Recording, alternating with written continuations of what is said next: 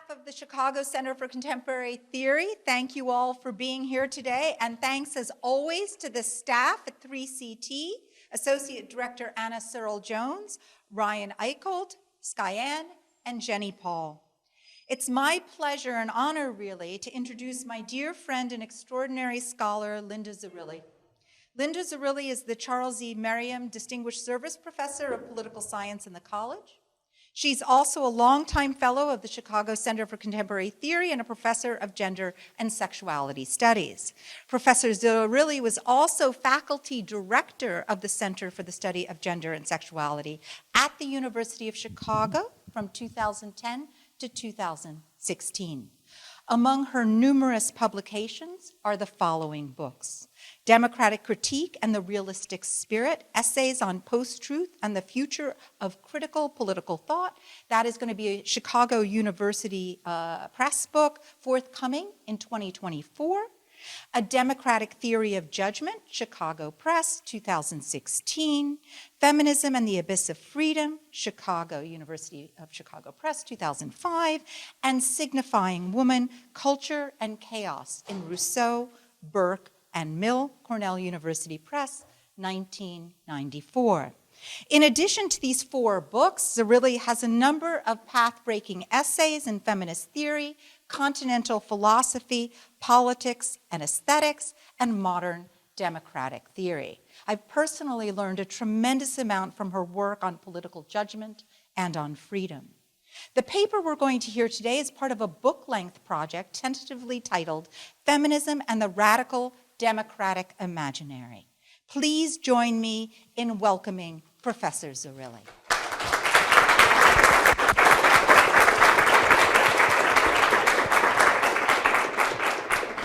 Well, hi everyone. Thank you very much for coming out. I know this is a very busy time of year. It's always a busy time of year at Chicago, so you have my gratitude. Thank you, Lisa, for that very generous introduction. I want to thank the Center, 3CT Center co-directors, Kaushik Sundararajan, and especially Lisa Wadeen for the invitation to present my work. And Lisa said this, but you can never say it enough. Thanks to the staff at 3CT, especially Associate Director Anna Searle-Jones and Program Coordinator Ryan Eicholt for organizing and dealing with a bunch of stuff like change dates and other hassles that I created. I also want to thank the Center for the Study of Gender and Sexuality for co-sponsoring this talk and supporting my work, and for supporting the work of anyone who wants to do scholarship around critical gender and sexuality studies at Chicago. So if I can begin this talk with 2 caveats. The first is that this is a work in progress, like really, and secondly, I am not a historian. I am, however, a feminist, but I am not a historian, so my approach will really be coming through political theory and feminist theory. The political history of Western feminism is typically described as encompassing various waves of theory and practice, with each wave building on but also going beyond an earlier wave. Handy though this periodization may be, it has left many feminists wondering which wave they're in anymore. It was not until 1968 that feminism was commonly spoken about in terms of different waves. To make sense of this novel historiographic move, we need to see it as part of a long-standing political problem: how to figure feminism and its contested subject, women, as having a shared past that could form a story at all, a story oriented around an unfinished project of freedom. Constituting women as a legitimate political subject of history was crucial to rooting feminist public demands for change in the historic democratic struggle for freedom, not least to contest the tenacious view of the women's movement as an impossibly utopian project pursued by social malcontents. With the wave metaphor, feminists sought to authorize their radical action by reference to the activists before them, who too had refused the gendered status quo in pursuit of freedom.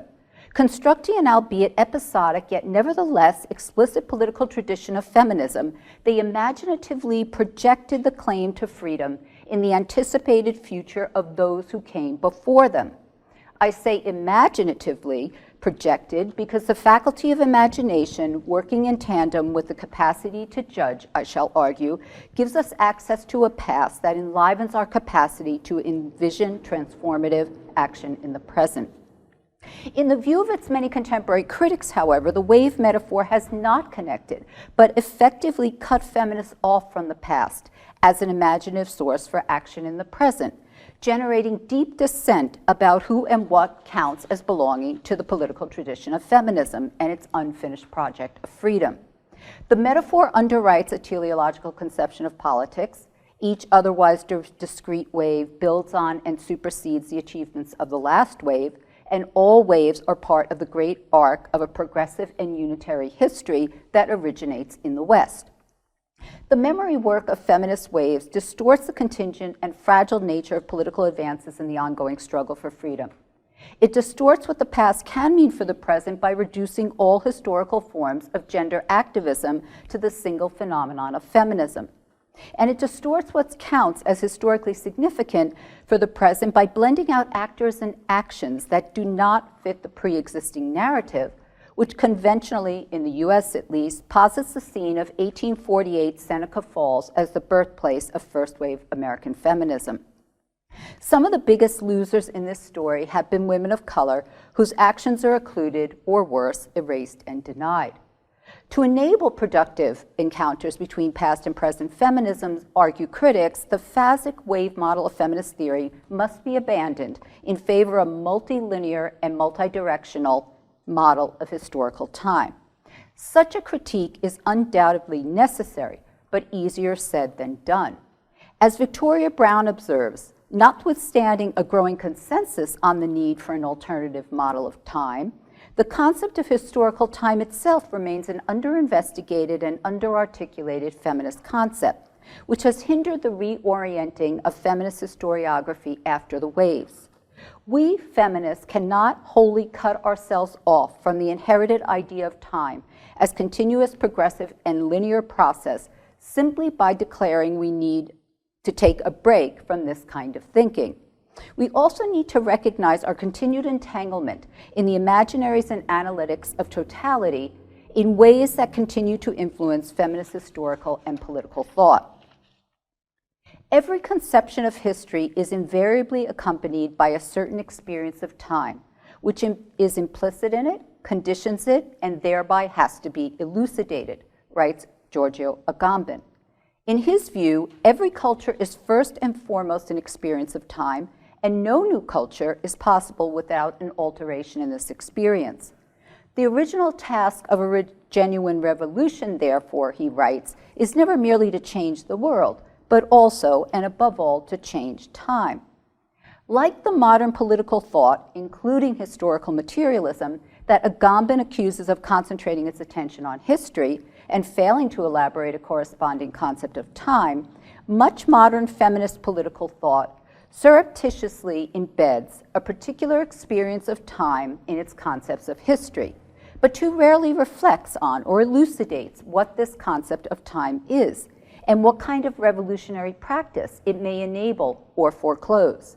And even when it does appear to recognize the ideological effects of continuous quantified time, as some critics of the wave metaphor purport to do, feminist historiography nevertheless tends to remain entangled in the very idea of totality it claims to reject. In this talk, I seek to make sense of the curious persistence of the linear and progressive model of historical time in feminist historical thinking, and second, to advance fragmentary feminist historiography attentive to diverse struggles for freedom in the discontinuities of historical time. How does the faith in the inevitability of historical progress persevere in even otherwise transformative re-periodizing forms of feminist histories, such as the long women's movement, which have been advanced as alternatives to the waves? How do we remain in the notion of time as a continuum of successfully experienced instance, to speak with Agamben, emptied of any other meaning but that of a process in terms of a before and an after? And how might we recover the past to facilitate political action in the present whose possibility and meaning are not already foretold in the inevitability of historical progress. A projected future shapes the subject's conception of the past, and societies have had different ways of imagining the temporal relations between the future and the past. As Heidegger first argued, and Reinhard Koselleck later elaborated, the conceptual structure of human time must be differentiated from nature. We construe the sequence of natural events in causal terms, but we make sense of our own lives by projecting and giving structure to the flow of events rather than merely observing and predicting. Human existence is a temporal self-projection in which the past, present, and future are understood in terms of each other. The temporal structure of the subject is futural, or defined in terms of tense as the future anterior. For Koselleck, argues David Carr, the temporality of the will always already have been, a time that is yet to come, or what Heidegger calls a being towards, has an ironic consequence for the discipline of history.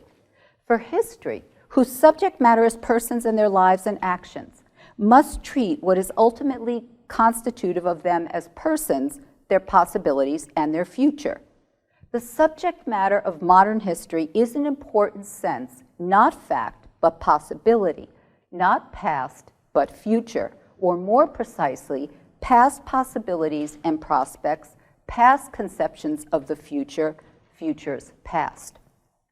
Koselleck's idea of futures past expresses what I argue to be the irreducible entanglement of feminist historiography in the imaginary relation of the past and future as it structures our political connection to the present. What would it mean to think about feminist historiography as a study of futures past? That is, the critical analysis of past conceptions of the future. How would the study of futures past link up with our relation to history for action in the present oriented towards the future? And how might such a study confront the problems associated with the ideology of progress and its corresponding conception of time?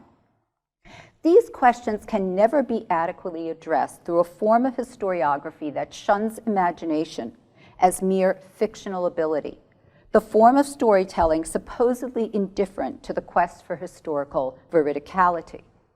On the contrary, understanding the past in what can only be the imaginative terms of anticipated futures, narrating the past as an expression of its subjects' imagined futures, regardless of whether these were historically realized, i.e., by historicist categories of victors or vanquished, is the task of critical feminist historiography understood as a history of the present, to speak with Foucault. Our present, how we understand the historical conditions on which our current practices depend, and our ability to recognize the possibility of their transformation is at stake in feminist accounts of the past. To treat the past in this way is not to read back into it anachronistically, as it were, contemporary values or meanings, but to critically engage the past genealogically, as Foucault explains, from a question posed in the present. To use history as a means of critical engagement with the present is to develop a genealogical approach that is imaginative and anticipatorily oriented towards the transformation of the present, not in the form of instrumental action already scripted by a progressive and linear conception of time, but as released from the tenacious, future foreclosing fantasy of historical inevitability. It could not have been and will not be otherwise.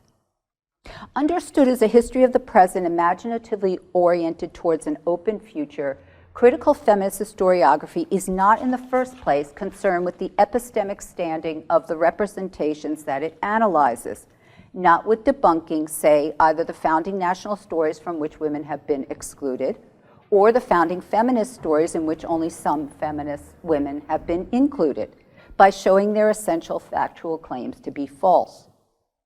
Wary of what a focus on the epistemic force of this kind of critical genealogy risks obscuring, to borrow Amia Srinivasan's account of the relationship between genealogy and radical politics, feminist historiography ought to be concerned with what representations do, how they circulate in our current practices to constitute power relations within feminism, to set the parameters of what feminism is, and to block competing political imaginaries.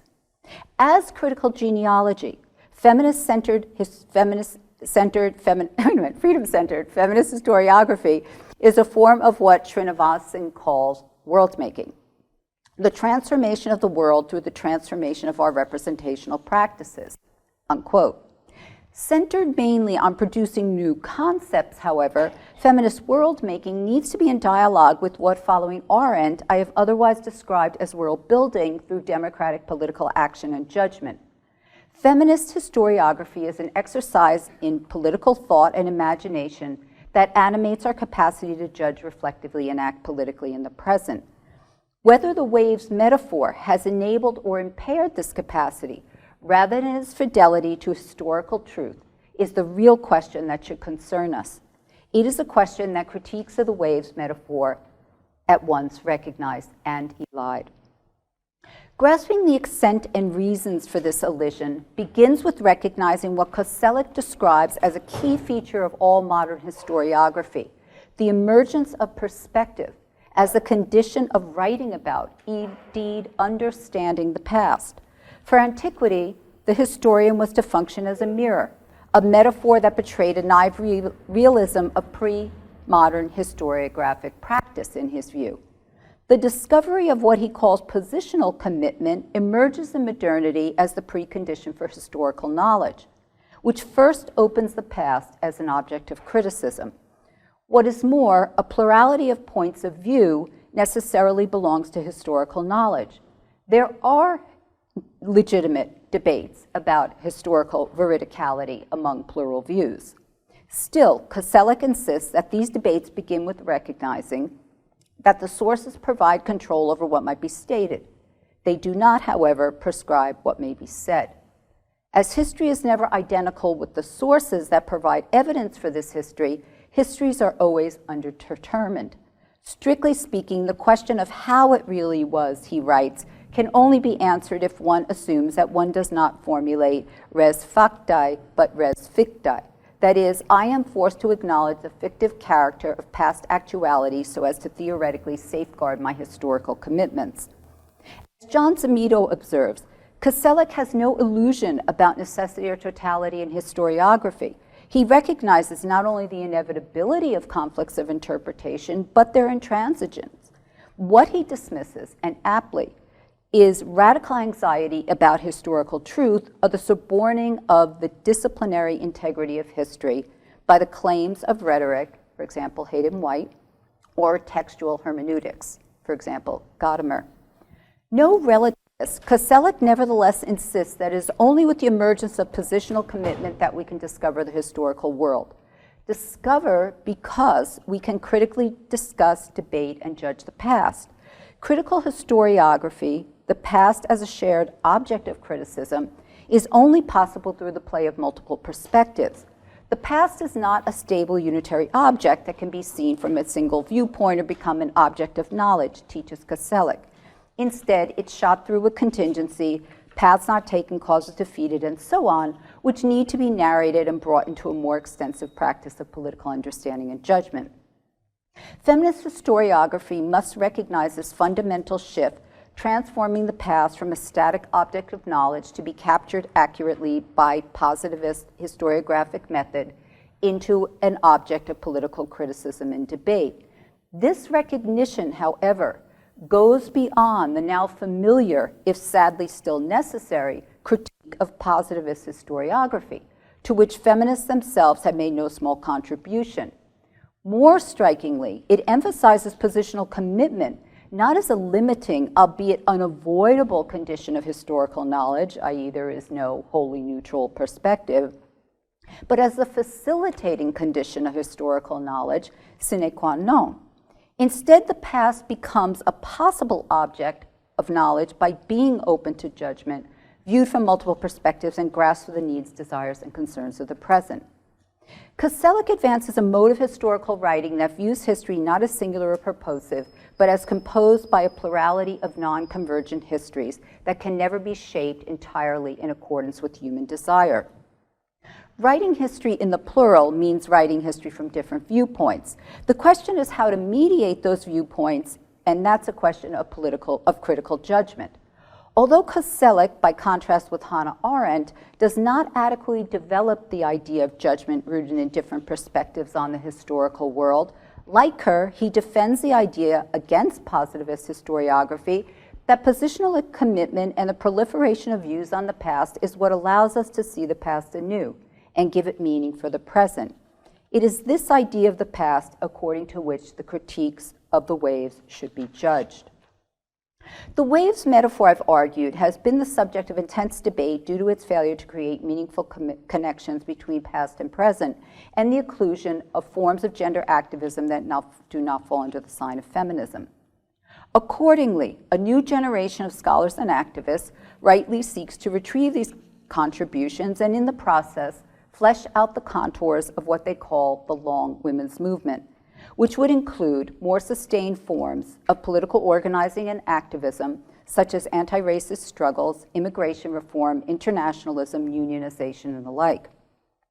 The long women's movement, claim its advocates, would take account of the radical plurality, racial and ethnic diversity, and multifaceted nature of feminism. It would be less myopically focused on white women and the West as the originator of feminist forms.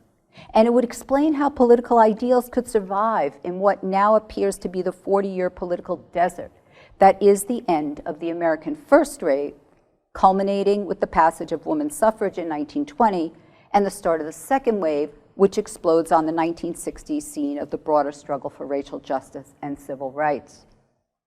The idea of a long women's movement can be read in tandem with Jacqueline Dowd Hall's inspirational and critical account of received civil rights periodization, which has limited the fight for racial justice to just one decade of struggle for legal, political, and civil rights.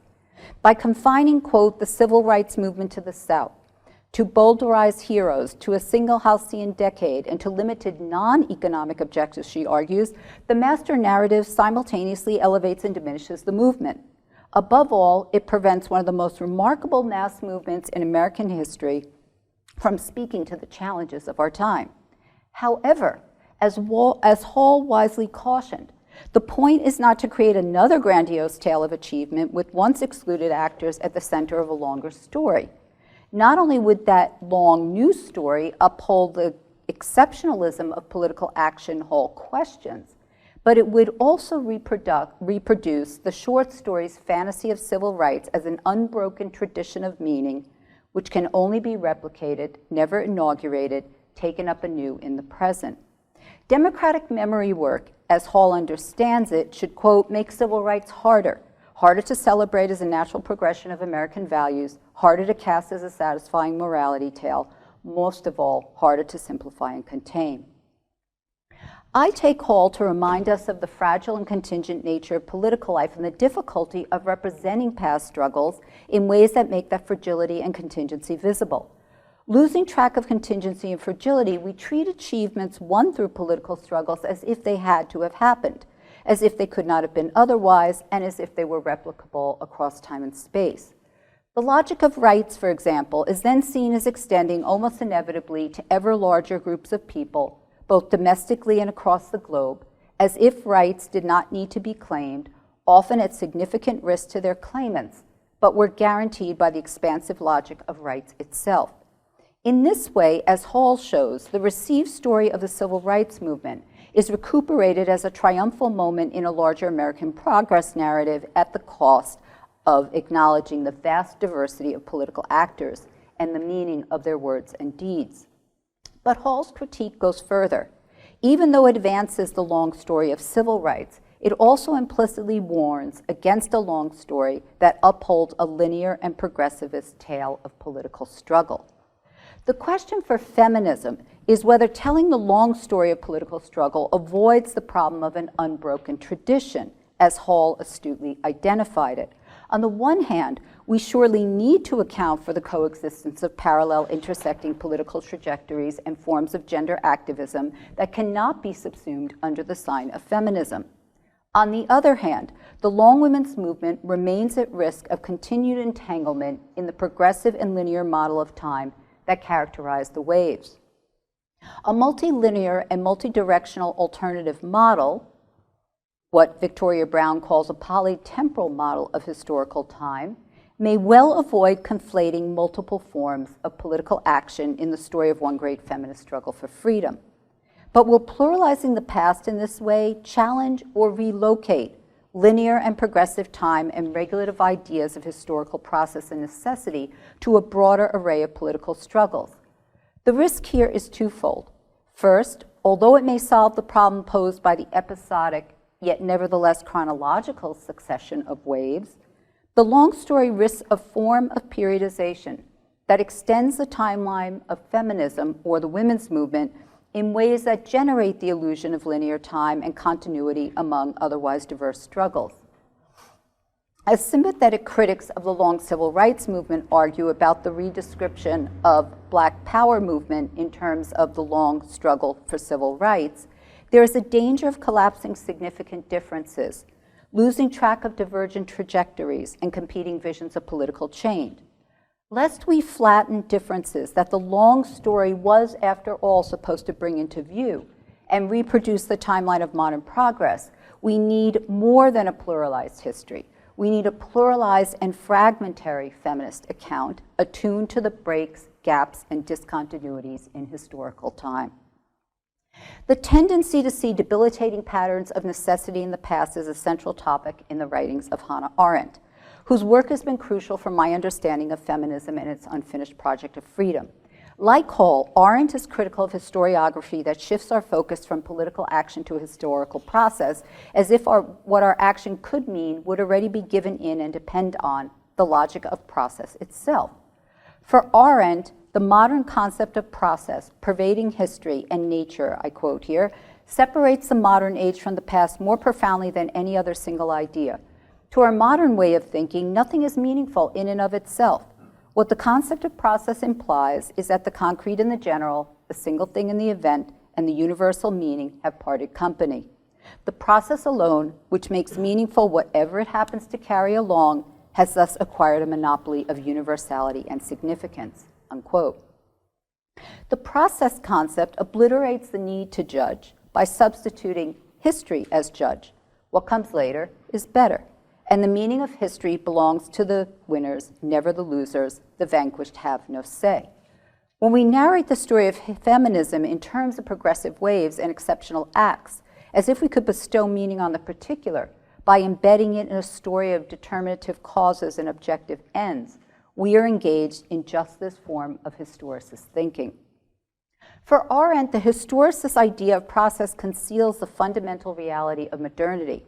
In the wake of the political catastrophes of the 20th century, quote, the thread of tradition is broken, and we shall not be able to renew it. What has been lost is the continuity of the past, as it seemed to be handed down from generation to generation, developing in the process its own consistency. What you are left with is still the past, but a fragmented past, which has lost its certainty of evaluation, unquote. To this past, there is no return. Its standards of judgment and pillars of the best-known truths, writes Arendt, today lie totally shattered. As Annabelle Herzog explains, the political events of the 20th century have led to an epistemological problem. Namely, in dark times, the usual categories of political thought no longer explain anything. Living in the ruins of tradition, we find ourselves in what Arendt calls the gap between past and future. For Arendt, observes Sheila Benhabib, this gap is of such a magnitude that the past, while still present, is fragmented and can no longer be told as a unified narrative. Indeed, every attempt to paper over that gap with the idea of historical continuity leads to a further denial of the loss of tradition and the erosion of spaces for judgment and action in the present. Consequently, each generation must rethink the gap between past and future anew and develop its own heuristic principles. The question for Arendt, and I argue for feminists, will be, what might orient our thinking about the past in a world where tradition can no longer generate meaning? Do we find ourselves not in a particular instant along the linear time continuum, but in the gap between past and future? The figure of the gap is itself an imaginative figure. Barring a remark from Kathleen Davis's brilliant work on periodization and modernity, the gap between past and future is conceptual, not temporal, marking not a passage, but an aporia. In Arendt's account, it is more adequate to make sense of lived experience in the catastrophic 20th century, more capable of illuminating the fraught relationship of the present to the wreckage of the past, which the concept of process conceals. Recognizing, which is to say, adequately figuring where we are in the gap, is the condition of critical historiography and for moving towards a future that has not already swallowed up all that came before and whose content has not already been foretold. Whether this imagined future is utopian and progressive, as it was in 19th century philosophy of history, or dystopian and apocalyptic, as it was throughout much of the 20th century and continues to be today, meaningful action in the present is rendered moot. Rather than create an illusory, unbroken tradition through the practice of received historiography, Arendt offers feminists a different approach to history and work of memory. It's a fragmentary history inspired by Walter Benjamin and rooted in imagination. I quote Arendt, "Fed by the present, Benjamin's thinking works with the thought fragments it can wrest from the past and gather about itself. Like a pearl diver who descends to the bottom of the sea, not to excavate the bottom and bring it to light, but to pry loose the rich and strange, the pearl and coral in its depth, and to carry them to the surface, this thinking delves into the depths of the past, but not in order to resuscitate it in the way it was and to contribute to the renewal of extinct ages. What guides his thinking is the conviction that although the living is subject to the ruin of time, the process of decay is at the same time a process of crystallization, that in the depths of the sea into which sinks and is dissolved what once was alive, some things suffer sea change and survive in new crystallized forms and shape that remain immune to the elements, as though they waited only for the pearl diver who will come down one day to them and bring them up into the world of the living," unquote. Arendt shares with Benjamin the belief that the past is fragmented and that only fragmented writing, mostly in the form of stories, can be faithful to its dead and ruins. Like him, she believed in the redemptive power of narrative. The theorist is a storyteller for whom the history of progress has ceased to orient her sense of how the past relates to the present.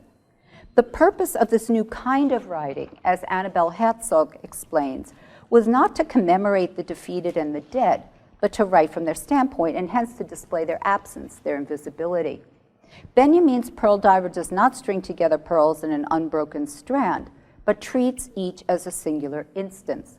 She refuses to assume the particular in a linear historicist fantasy of coherence guaranteed by the idea of progress.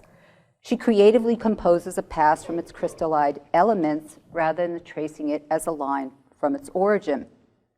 She finds in the past those things that have fallen into the sea, undergone a sea change, and bring them back into the world of the living through an act of productive rather than reproductive imagination. She brings them back with imaginative vision, not as an unbroken tradition to be recovered, but as fragments to create new meaning for the present and unsettle the present self-understanding, or, as Arendt writes, deprive it of peace of mind, the mindless peace of complacency. What would it mean to figure feminist historiography as imaginative pearl diving in the gap? What would it mean to think of the relation of past and future as a gap, to write feminist history from within the gap, to write it in such a way that the gap is made at once visible and bearable? If it is the case that no event can be narrated, no structure represented, no process described without the use of historical concepts that makes the past conceivable, as Koselleck holds, what concepts would give feminists a usable past? A past that facilitates critical engagement with and transformation of the present. The problem is not simply replacing an inadequate and distorting model of intelligibility, the waves of feminism, with another more inclusive and empirically accurate model, the long women's movement. Crucial, though that work on the long women's movement remains, the expansion of what counts as the feminist past must remain alert to its potential entanglement in historicist presuppositions. It needs to answer to the larger purpose of feminist history to generate usable political forms of imaginative thinking and acting for the present. The waves of feminism is a picture that holds us captive, to paraphrase Wittgenstein's description of entrenched and beguiling pictures that lead us to misunderstand our practice. But we cannot free ourselves simply by showing the picture as false or incomplete. Instead, the picture provides the framework within which we distinguish true from false, claims to historical veracity can first be made, and new evidence can become relevant. Its disruption requires something other than the addition of more stories in a more extended pluralistic tale of the women's movement, vital though that corrective remains. Feminists who continue to speak in terms of waves, while knowing that the metaphor distorts our relationship to the past, must recognize the grip of such beguiling pictures and the difficulty of dislodging them using an epistemic form of ideology critique that would determine their value, truth value. Indeed, more granular accounts of political action and the expansion of who counts as a political actor can be acknowledged as empirically accurate and denied as politically significant from within the meaning constituting frame of the picture that the waves provide. Furthermore, efforts to correct a falsely unifying story can also generate a different and equally problematic unity or alternative tradition of its own, thus reproducing the very progressive historiography criticized by Hall, Arendt, Benjamin, and Koselleck. We cannot undo what Lisa Tetrault calls the myth of Seneca Falls as the 1848 birthplace of American feminism, for example, by placing the actual origin elsewhere, say in the key figures and events of anti-slavery feminism. Seneca Falls' very status as a myth already indicates what I said a moment ago, that it's part of a meaning-making picture irreducible to an empirical proposition. Thus, attempts to prove the myth false do not necessarily undo the myth. We can well show, as Tetrault does, that Susan B. Anthony was not even present at the famed 1948 meeting at Seneca Falls, contrary to what proponents of the myth have held. Or, more controversially, we can wonder if the loss of the original Declaration of Sentiments, penned by Elizabeth Cady Stanton and debated and signed there, indicates, as Tetrault argues, its relative unimportance to activists of the first wave and indeed to the entire history of feminism. This incredible claim that we can create a new historical narrative that would get us to the fact rather than the myth of Seneca remains captive to the illusory but tenacious idea of the past as a self-contained meaning. Although the dominant narratives have rightly come under attack for marginalizing or wholly excluding the plural voices of feminism at any given moment, this otherwise important critique risks overlooking how the mere numerical increase of minority viewpoints on the past might remain tethered to an idea of history that can at once admit and exclude them. In other words, a plurality of non-convergent histories must amount to something more than the diversity of alternative stories. These stories must be brought into a conceptual and political relation through imaginative practices of representative thinking and judgment. What makes alternative stories such as anti-slavery feminism potentially disruptive of the myth of Seneca Falls is not identifying a new origin in the narration of an unbroken counter-tradition. It is the generative indeterminacy that such stories, carried up into the common world, like the diver carries up pearls, create for any attempt at linearity, tradition-making, and recovery of meaning. I've argued that writing history in the plural is not just about adding new information, but concerns writing in the gap. However, how we understand, or better, figure the gap, surely matters for writing history in the plural. Here the question arises as to whether an exclusive focus on the unique temporality of European modernity and its crisis, which characterizes the work of Benjamin, Arendt, and Koselleck, excessively narrows and even distorts what we take writing within the gap to be. My point is not simply to raise the legitimate critique of Eurocentrism. It is to stave off an approach to writing a history of the present that loses track of how the gap can be differently figured, with consequences for how we understand modernity and the task of feminist historiography. Saidiya Hartman is a pearl diver who creates stories from the catastrophic and highly fragmented archives of slavery. Employing a method of critical fabulation, Hartman writes from the gap in time that is the middle passage.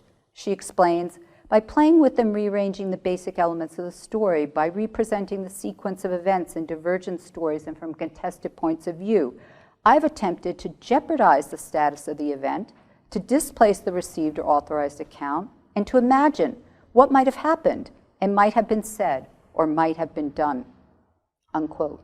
Critical fabulation risks fidelity to a received understanding of historical truth to reimagine critical historiography.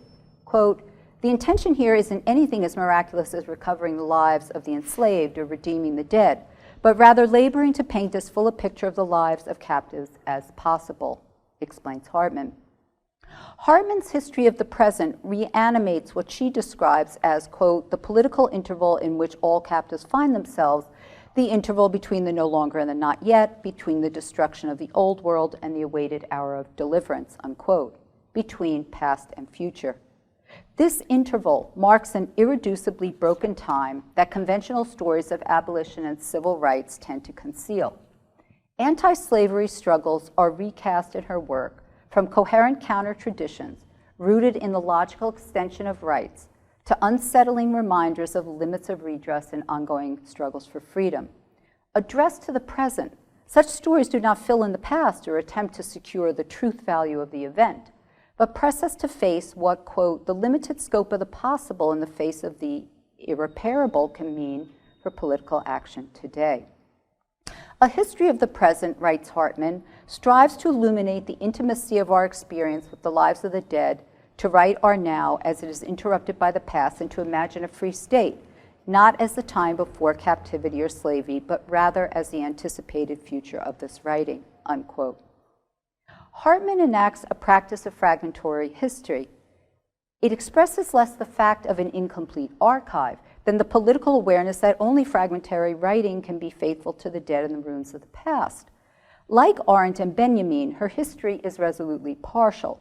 It selectively identifies moments in the past that would otherwise be repressed, or, when not actively cast out of memory, narrated in ways that lose track of their singularity in the larger story of righteous suffering and triumph. In those ruins, and only there, we glimpse the future past of subjugated people. Quote, what is the imagination and practice of freedom in the belly of the ship or on the plantation? Unquote. How did people living under extreme domination keep alive a future image of themselves as free? And how would one tell their story without carrying over catastrophe and suturing broken time? Critical fabulation moves in the temporal space of the subjunctive, the conditional temporality of what could have been. It symbolizes aptly what Hartman, citing Lisa Lowe, calls the space of a different kind of thinking, a space of productive attention to the scene of loss, a thinking with twofold attention that seeks at once to encompass the positive objects and methods of history and social science, and the matters absent, entangled, and unavailable by its methods. Inhabiting the gap between the no longer and the not yet, Hartman is concerned not with the loss of tradition and what Arendt identified as a certainty of evaluation. It is not inherited truths or standards, but bodies, lives, and modes of relation that are shattered in the middle passage and its ongoing effects. Hartman emphasizes the impossibility and violence of representation in a way that contrasts with Arendt's Benjaminian idea that the purpose of historiography, as Herzog had put it, was not to commemorate the defeated and the dead, but to write from their standpoint and hence to display their absence, their invisibility. Whereas Arendt's pearl diving is moving towards an account of exemplary validity that seeks to see in the particular what is valid for more than one case, Hartman is resistant to deriving meaning from the history she excavates or calls, quote, writing the impossible, I quote.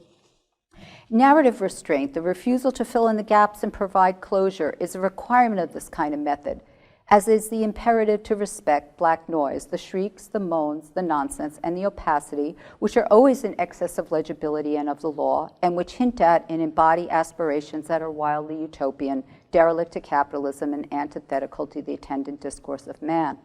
The intent of this practice is not to give voice to the slave, but rather to imagine what cannot be verified, a realm of experience which is situated between two zones of death, social and corporeal death, and to reckon with the precarious lives which are visible only in the moment of their disappearance, since dead girls are unable to speak. It is a history of the unrecoverable past. It is a narrative of what might or could have been. It is a history written with and against the archive, unquote. Hartman's critical fabulation involves exercising narrative restraint, as she puts it, the refusal to fill in the gaps and provide closure, and finding the right narrative tone. On the one hand, as Benjamin recognized, celebrating the vanquished and subjugated for their perseverance risks shading over into a story that occludes the very catastrophes that are the real subject of history. On the other hand, the language of objective description risks condoning the same phenomenon one wishes to condemn. In her reply to Eric Voegelin, Arendt remarked that she had parted quite consciously with the tradition of sine ira et studio, thus with scientific historiography.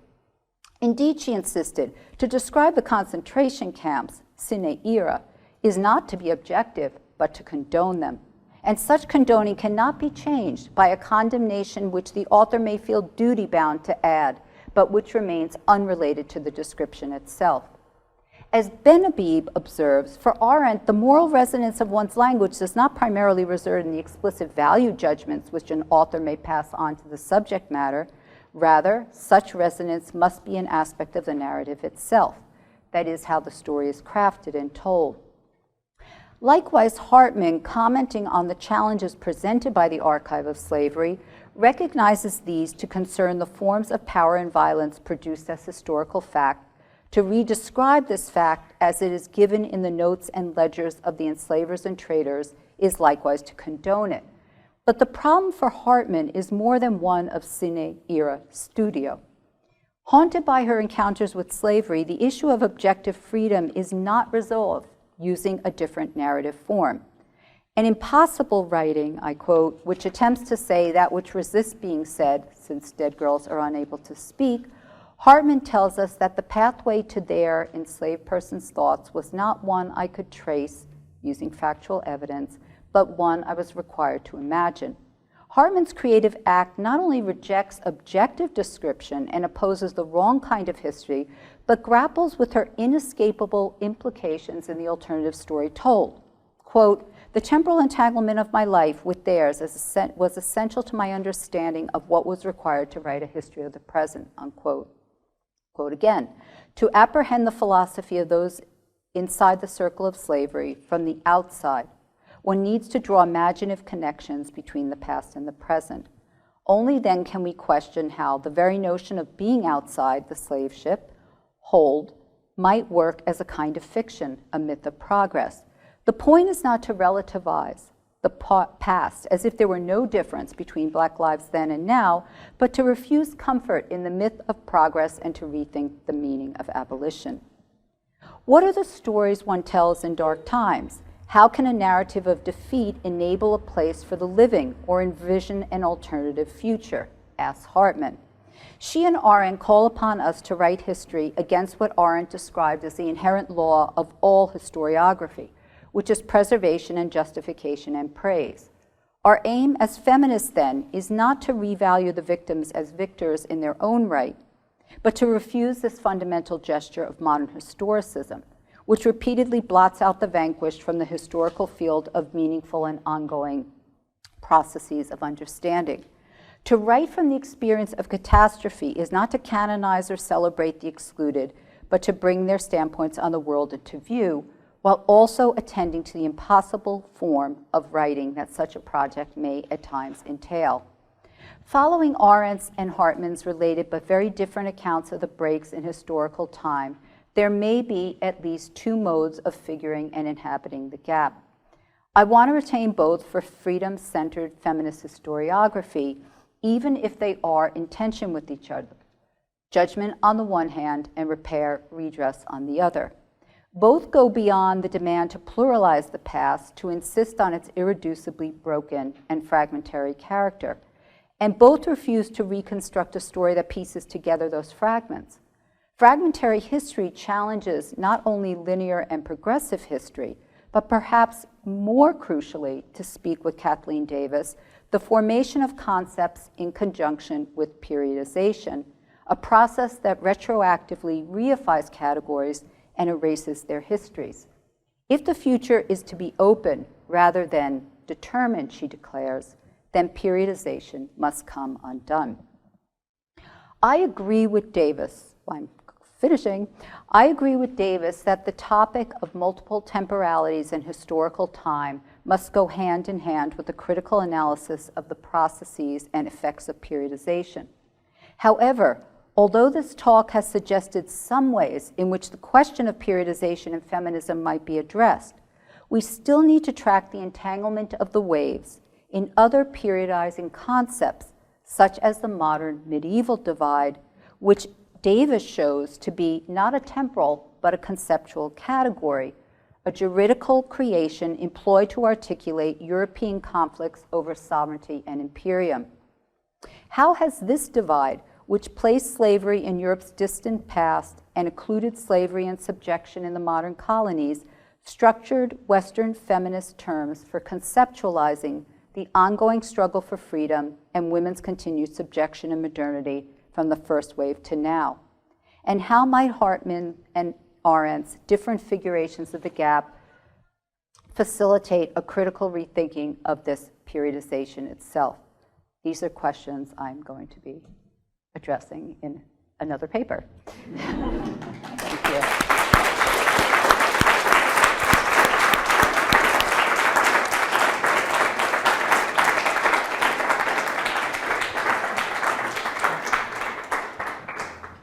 Thank you. I'm happy to take questions. Chiara? Chiara? We're going to use the mic, sorry, just because we're recording it as well. So thank you, Linda.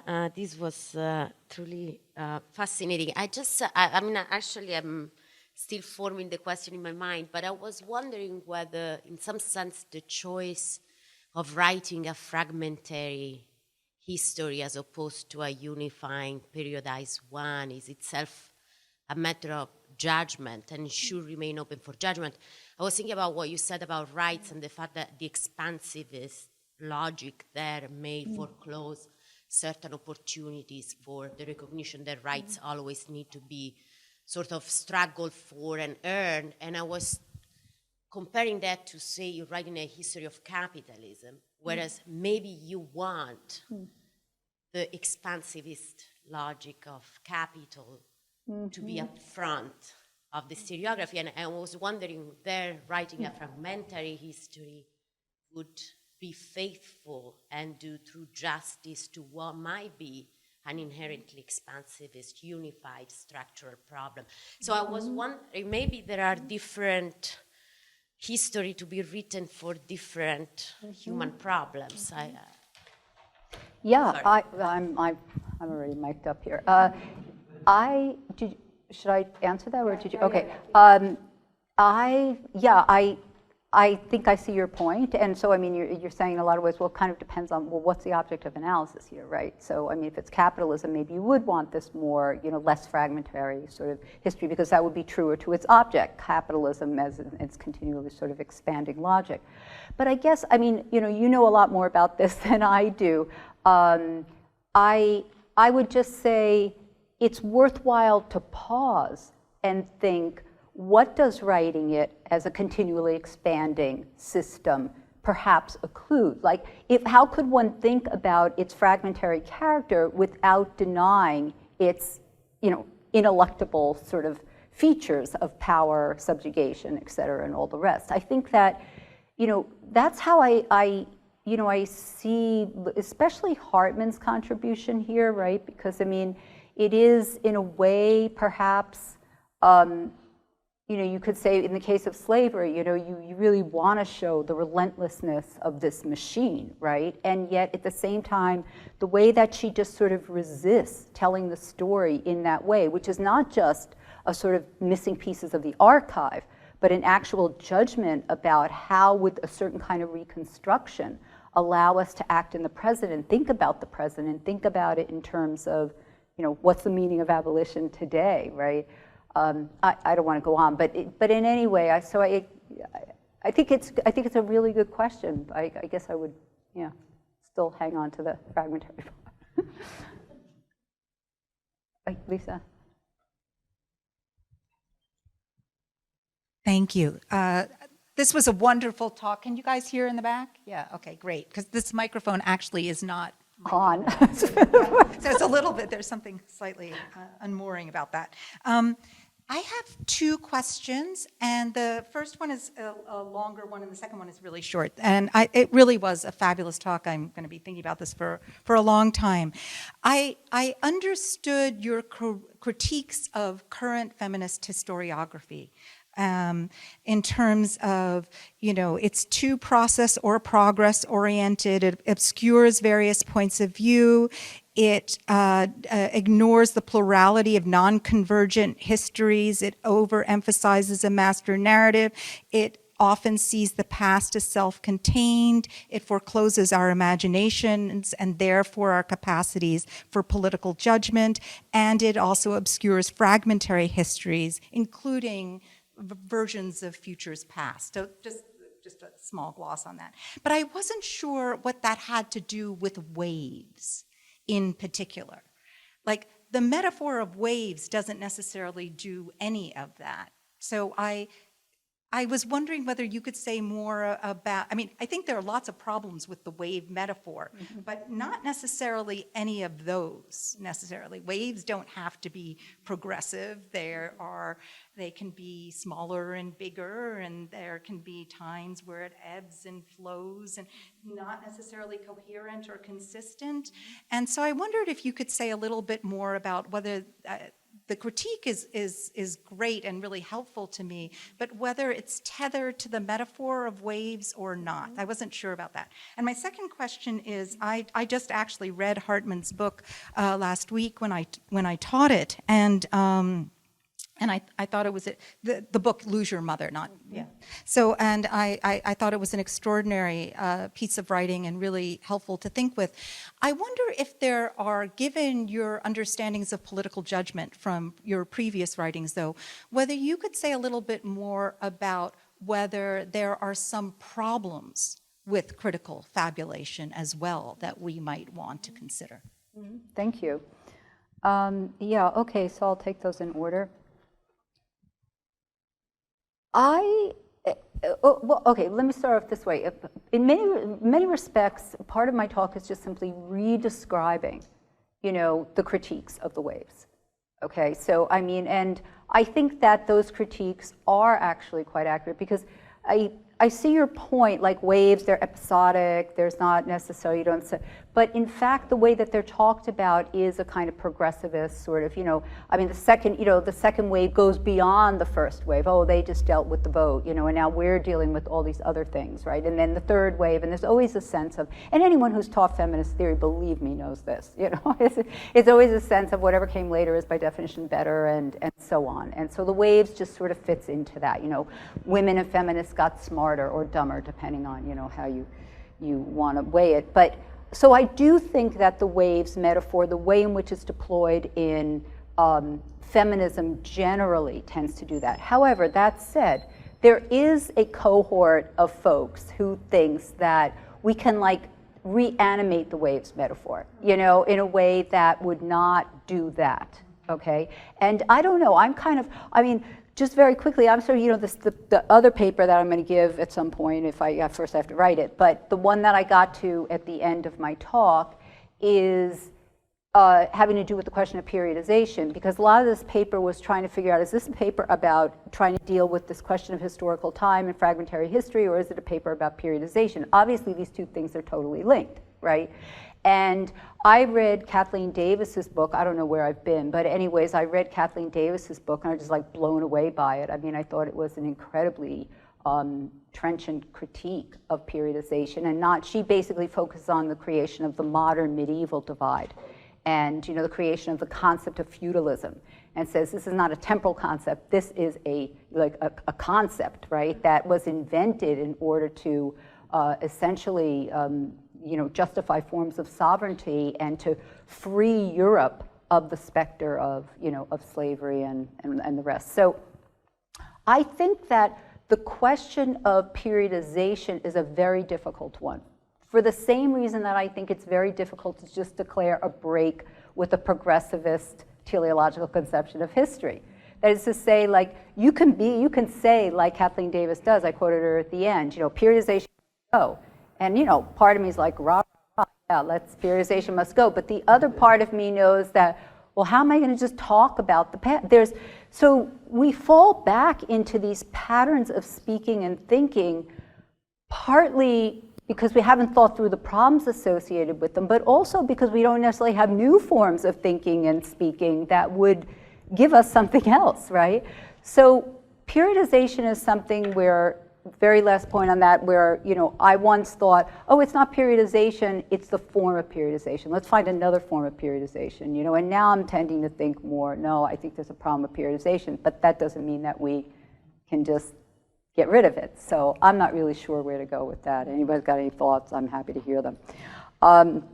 Critical fabulation, yeah, you're right. I mean, she has been accused by many people of, well, that's just, what does that have to do with the past? What does that have to do with history? That's like you're just imagining these things or something. And I don't, I find her approach very compelling. I mean, one, I taught this book last year or 2 years ago by Marissa Fuentes, who has very similar kind of sort of argument about this question of the problem of the archive, right? That's sort of where they start, which is just, this idea you just dig deeper, you're going to get to the material you need that will satisfy, the criteria of historical objectivity, is illusory. A, it's not there. But B, and this is a much more important point, I think, is that even if it were there, you would then be engaged in exactly the same kind of game, which basically that you're reconstructing the past in such a way that it does lead to a kind of progressivist, you end up with a sort of more progressivist account of the past in relation to the present and other such sorts of problems. So, but that said, I think any time you introduce the idea of imagination, which she clearly does here, and I did in the beginning of my paper as well, as crucial to historiography, the first shot will be, and I know you don't go at it like this, but the first shot will be, well, what's real? And don't we want to know what's real, So this gets into the question of, there are these debates to be had around historical, truth, if you want to call it that. What actually happened versus what's said to have happened. But those are debates we have to have, and we have to think about them through this critical lens of judgment that Koselleck and Arendt give us, I think. But yeah, it's a fraught problem. I'm going to try to keep my answers a lot shorter. I think I have the mic. Oh, hey, Kathy. And it's green, so I don't know if that means it's on. It's probably, first of all, thank you for the talk, and it's probably a redundant question because, I too, trained as a social scientist, feel uncomfortable completely with critical, I always want to make sure, fabulation. And I guess I want us to think together, maybe you've thought more about this, about the conditions under which one is positioned to engage in critical fabulation. I feel like part of the reason we can accept it is it's Sadia, right? And we trust her interpretation, or really her imagination. It's not just interpretation. So I'm wondering, what are the conditions under which one is positioned to engage in a type of critical fabulation around subjects? And it is interesting that we are doing this around subjects who are thought to have less power, less visibility, in the archive. And so I worry about the kind of rush to create an imaginative struggle, future, beauty, all those things combined, for largely, in this case, poor Black women, right? And so I guess I would just like you to say a bit more about what are the limits, what are the worries, what's the positionality, and then I had a second quick question, which you will be like, what are you talking about? Feminism as a project of freedom. When? Which feminisms are a project of freedom? Not all feminisms are a project of freedom, at least from my perspective. At least, and so I guess differentiating where you see that as as distinct from feminism as a project for equality. Sure. Okay. Well, in answer or partial answer, somewhat partial answer, to your first question, I think I agree with you. I think that it does raise the question, who is speaking on whose behalf, or for whom. But the thing that I think is so brilliant about her account is she's absolutely aware of that. I mean, that's where she's different. That's what I was trying to bring out at the end in relation to Arendt on Sine Ira Studio, right? That it's not, for Hartman, no matter what story she tells, no matter what kind of, critical fabulation she does here, right? She's always implicated in a way that is uncomfortable. Like, it's not as if, she thinks you could tell a story that would be critically fabulated that would then be satisfying. You know what I mean? That would you could come clean from that. I don't think she thinks that at all. So I think that she's more aware of the power of representation and the problem of representing those who cannot speak, right? I'm not saying Arendt's not aware of it, but Arendt is more, as I said, moving more towards this idea of exemplarity, using the past as a way to talk about, the particular, and she's not. So I think it's a great question, and it's a troubling question, but I do think she has an awareness of it. I don't know if I'm allowed to. Go ahead. We can have a cup of coffee and talk about it. Because I think there's a representation of, for example, in Wayward Lives, reformers, right? Yeah. The social sciences that is completely flattened. Yeah. That then makes us engage and move towards a critical fabulation in a way that, in fact, because what she has represented on the other end. Yeah. Again, let me say again, I think she's amazing and brilliant, and the work is of course. really provocative. Yeah.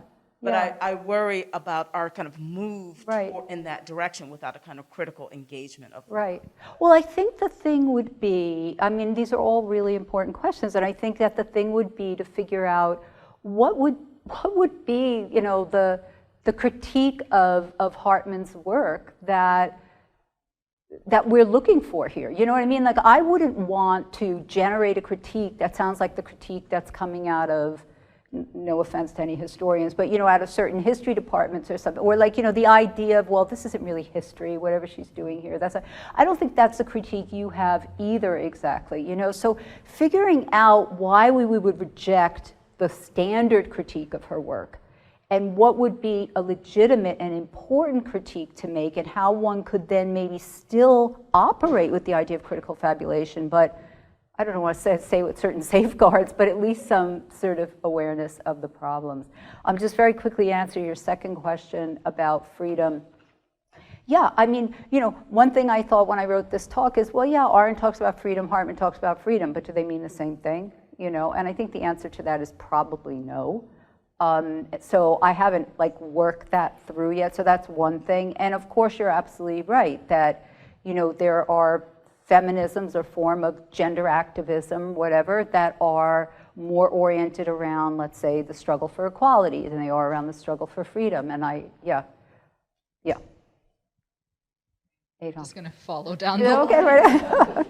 but thank you for the talk. And I guess I just wanted to ask about the status of tradition for you, a feminist intellectual and political tradition, because it seems, one reason to tell a story about a past is that it situates you in a lineage, right? An intellectual lineage, a political lineage, right? It is about usable past, but it's also a form of self-authorization. Like, these are my foremothers, and I'm engaged in a struggle that continues their lineage in some way. So one argument might be that lineage necessarily involves linearity, exclusiveness, origins, etc. And for those reasons, it should be thrown out, right? We don't need tradition, right? Another might be, are there ways that the forms of fragmentary, pluralistic history writing that you're interested in is trying to tell us how we might reconstruct what tradition could look like? And so I guess what do you think about the position or status of tradition and intellectual and political traditions? Well, I personally am extremely concerned about debating, talking about, making visible the feminist past, So, I mean, for me, it's not something that I just want to, like demolish here. I mean, on the contrary.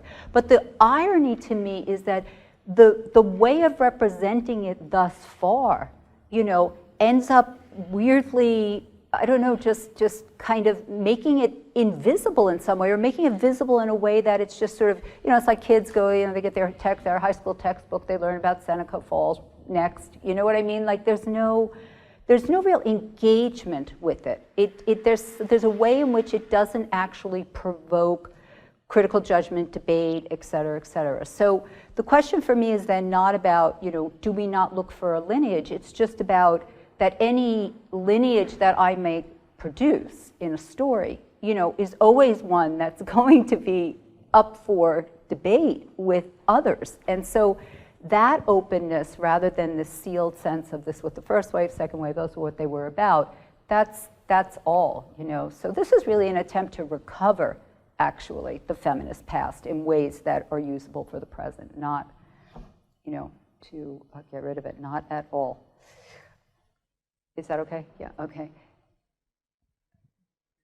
It's very intrigued by the sort of the targeting, maybe, or at least the problematizing and interrogating of time as an axis, particularly linear time. Yeah. And I'm just wondering, does this suggest the possibility of a feminist geography where space is similarly problematized and interrogated?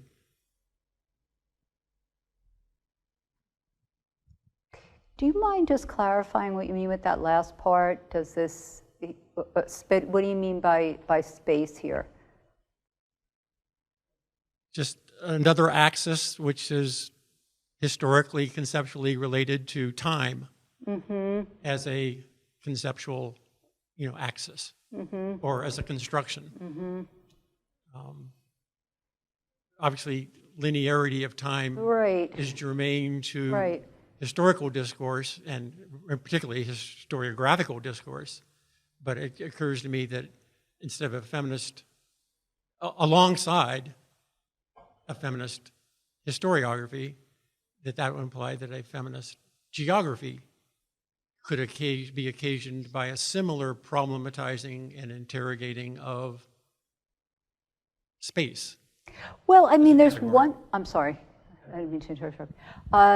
There's one way in which, for example, the tendency to think about feminist space, i.e., I guess, a political space, right, or a space in which certain, heretofore unthought things, or just simply naturalized relations, et cetera, get brought out into the open and discussed and seen that they're not naturalized and that they can change.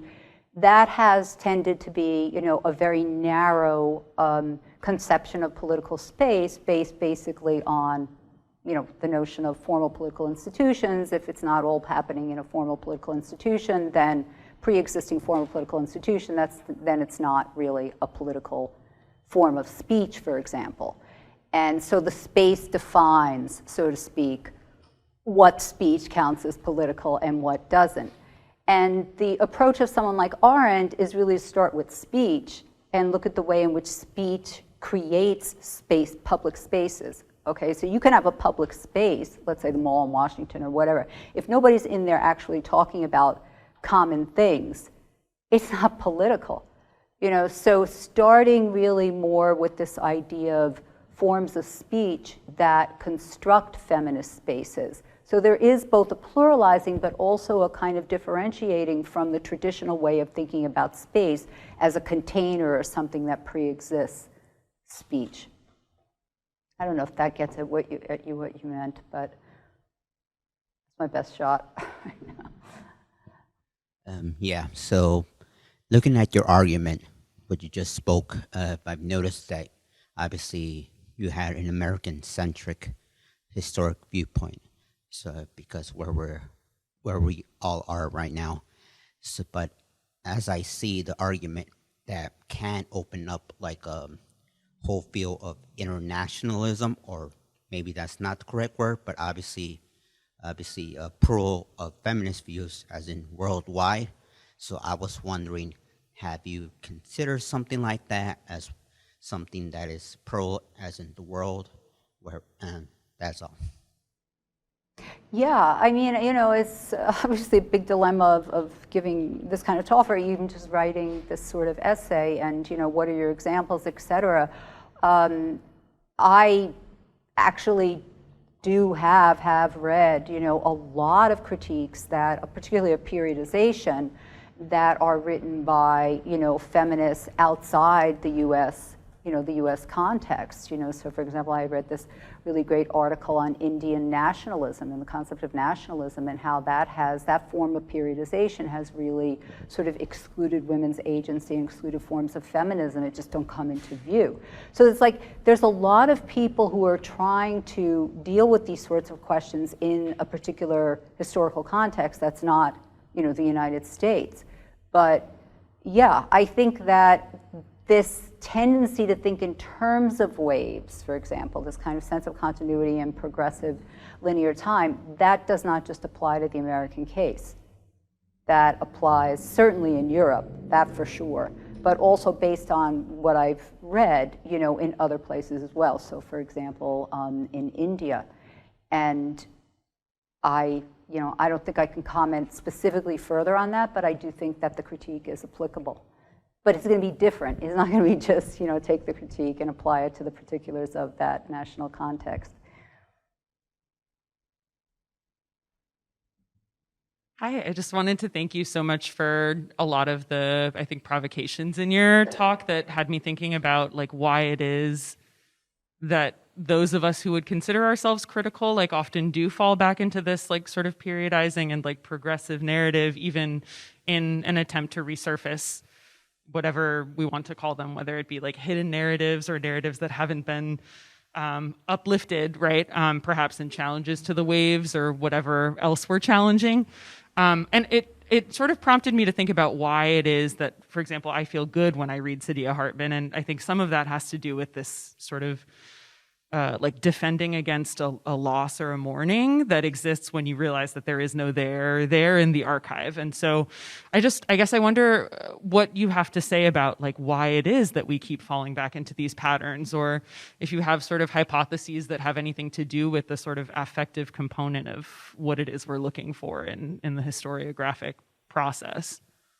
Well, what we're looking for is meaning, right? I mean, that's the thing we're looking for is meaning. And I think it's a great question. It's a difficult question because I don't think it's any one thing. But what did strike me when I was, doing the research for this paper is how even these other forms of periodization, so for example, talking about the long women's movement or whatever, are still at risk of repeating those problems. And I do find that fascinating. Why is it that? Because at one level you can say, oh, Linda, tell me something I don't already know. This is the idea of the waves. I know Lisa was saying, Professor Wadeen was saying, that, well, is the waves really part of that teleological sort of idea of history, progressivist? And what struck me was it's almost as if what's really new to be said there? The critiques exist.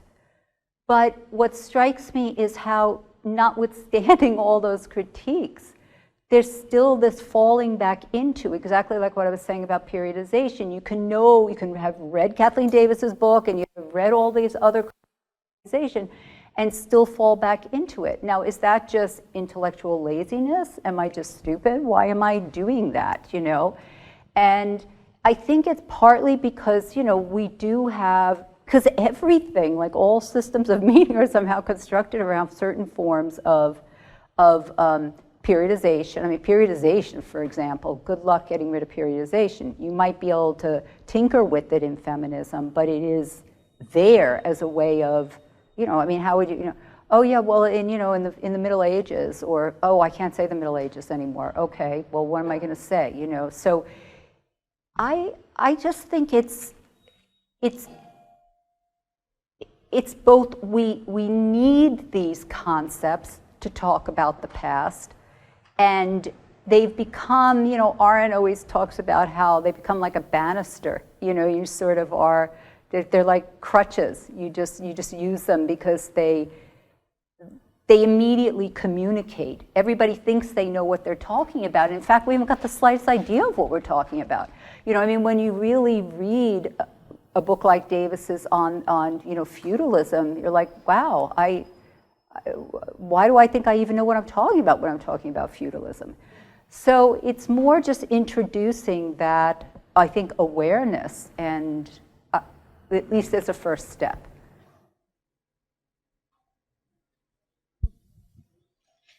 Thank you. Thank you so much. So I wanted to ask if you could talk a little bit more about this idea of like a fragmented history, because I'm completely sold in, you know, like not going in a teleology and like looking back and this kind of like unstoppable progress narrative. But I'm not so sure, and maybe this is going back to the question about tradition, like if that's necessarily something that goes against plurality of unitary histories, right? Because when you're looking into, you know, when you look at your biography, for example, like we to make sense, and what you were just saying about periodization, like it's a way, however crippled and insufficient, but a way to make sense of the past and make it visible. Sure. And so, like, yeah, what's the difference between a non-theological narrative and a fragmentary history? If you could talk a little more about that. Well, I think that's what, I mean, that's what I was initially trying to get at with Arendt, who was, you know, is saying, you know, we do actually, there is a break in historical time. I mean, for her, well, I should say two things. It sounds like she's saying there just really is this break in historical time, right? Okay.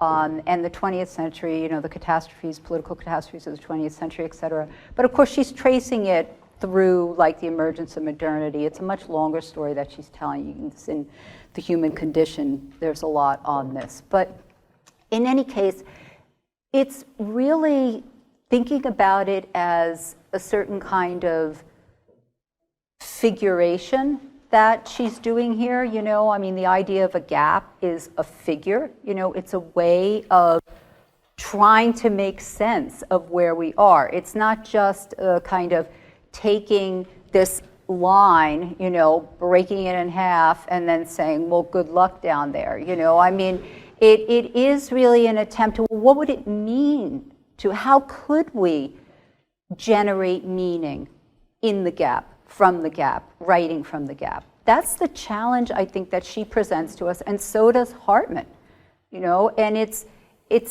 but it's hard. I mean, it's just really hard because there's a sense of what we talk about, how will we connect up with the past if we've got this gap figure now as our John. So I don't have answers to that, but I do think that they're trying to get at a different way of relating to the past. It's not just about we don't need to relate to the past and therefore, you know, we're cut off from tradition, let's move on. It's not like that at all. It's much more about the need to return to the past in order to make sense of the present. However, our ways of returning to the past through this sort of linear narrative are not making sense of the present. That's the problem, right? So, yeah. We have time for one more question, Yeah. and then we'll take the rest of the questions in the back where there's a lovely reception. So, please. All right. I've been reading recently a lot about the Anthropocene, the apocalyptic notions of the end of time and history, and you don't have to go very far to recognize that that's how things feel. It's not really necessarily an academic question or discussion, although it's there too. So the sense of the end of time, the sense of the planetary end, affects the narrative in very, very, very powerful ways, and forces, at least in my thinking, forces a complete rethinking of our standard periodizations. So, how does that figure into your approach to respond to that? Well, I guess am not really versed in this literature on the Anthropocene. I have some grasp, okay? But I guess I would be a bit skeptical that just because we're being told there's going to be an end of time, it's not still part of that same sort of rectilinear sort of notion of time. I actually think it still is. And the question would be something like, if modernity, this is Koselleck's version, is defined, and once again, we're back into periodization here, but whatever, is defined in terms of the kind of progressive, the future will always be different than the past, and better and all of that. I mean, that has clearly come to an end, right? I mean, I think that that's basically come to an end. And yet at the same time, what would interest me, and people who, like the person sitting behind you there, people who know something about this literature, I would want to look at it and see how is it actually still hostage to precisely that conception of time that it seems to be making a break with, or say, and just one last point there is that there's a tendency to talk about it as a fact rather than a concept. I mean, so, I think that that's interesting as well. Just like I say, the gap is a figure. It's not just like a historical fact, okay? And so thinking about it that way, I think alters how, would alter how you, yeah. Thank you. Thank you very much.